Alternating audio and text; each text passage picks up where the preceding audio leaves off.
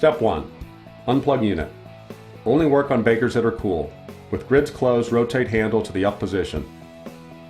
Step 2. With small screwdriver, remove button in the center of the pan. Step 3. Locate Allen head, which will be recessed under button cover, and insert 3/16 Allen wrench. Step 4.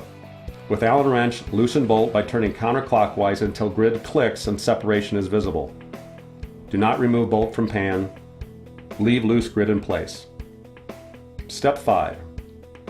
Rotate handle to normal position with handle downward. Leave handle in grid. With small screwdriver, remove button in center of pan.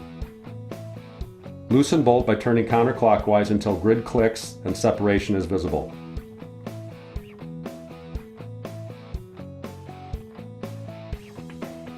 Lift top pan to upright position. Remove both grids for replacement purposes.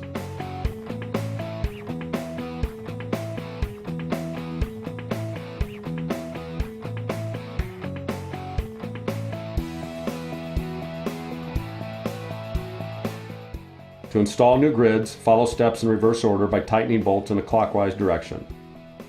After installing new grids, replace the buttons in the top and bottom pan.